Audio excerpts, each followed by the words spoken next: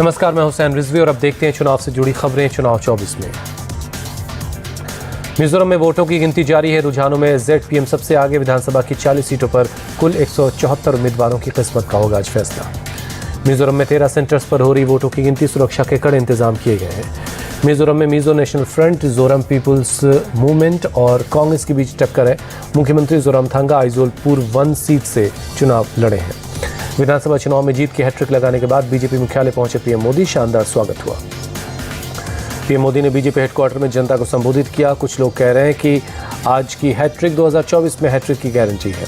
PM ने कहा, जहां दूसरों से उम्मीद खत्म होती है वहीं से मोदी की गारंटी शुरू होती है। पीएम मोदी ने कांग्रेस और इंडिया गठबंधन के लोगों को सलाह दी, देश विरोधी राजनीति से बचें।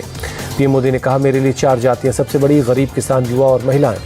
राजस्थान में 199 सीटों पर के नतीजे आए। बीजेपी को 115 सीटों पर जीत के साथ मिला बहुमत। राजस्थान में कांग्रेस को 69 सीटों पर जीत से संतोष करना पड़ा। RLD को 1, BSP को 2 और अन्य के खाते में 8 सीटें गईं। अलवर से सांसद और तिजारा सीट से विधायक बने बाबा बालकनाथ को दिल्ली बुलाया गया। संसद सत्र में शामिल होने के लिए साथ साथ पार्टी हाईकमान से कर सकते मुलाकात। राजस्थान में पार्टी के हार के बाद राजभवन पहुंचे अशोक गहलोत। सीएम पद से इस्तीफा दिया। राजस्थान के सरदारपुरा से 7वीं बार चुनाव जीते सीएम गहलोत। प्रदेश में पार्टी की हार पर बोले, नतीजा अप्रत्याशित है। मध्य प्रदेश की कुल 230 सीटों में से बीजेपी ने 163 पर मारी बाजी। 66 सीटों पर कांग्रेस और 1 सीट पर भारत आदिवासी पार्टी को जीत मिली। MP के CM शिवराज सिंह चौहान ने पार्टी की महिला कार्यकर्ताओं से मुलाकात की। जीत का श्रेय PM और लाडली बहनों को दिया।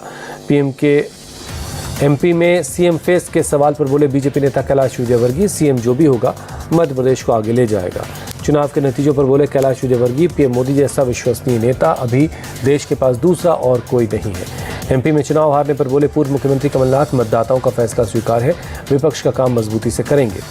3 राज्य में चुनाव हारने पर बोले कांग्रेस नेता दिग्विजय सिंह, नतीजों का मंथन किया जाएगा। छत्तीसगढ़ की कुल 90 सीटों में से बीजेपी को मिली 54 सीटें, कांग्रेस को 35 सीटें और गोंडवाना गणतंत्र पार्टी को 1 सीट मिली। छत्तीसगढ़ कांग्रेस प्रभारी कुमारी शैलजा का बयान, कहा, हम जनाधार का सम्मान करते हैं। नतीजे निराशाजनक हैं लेकिन हम हताश नहीं हैं। तेलंगाना की 119 सीटों में से कांग्रेस को मिली 64 सीट, BRS को 39, बीजेपी को 8, AIMIM को 7 और CPI के खाते में 1 सीट गई। तेलंगाना में कांग्रेस ने आज बुलाई नवनिर्वाचित विधायकों की बैठक। पार्टी के ऑब्जर्वर DK शिवकुमार बोले, प्रक्रिया का पालन किया जाएगा। कांग्रेस नेताओं ने गवर्नर से मुलाकात की, सरकार बनाने का दावा पेश किया।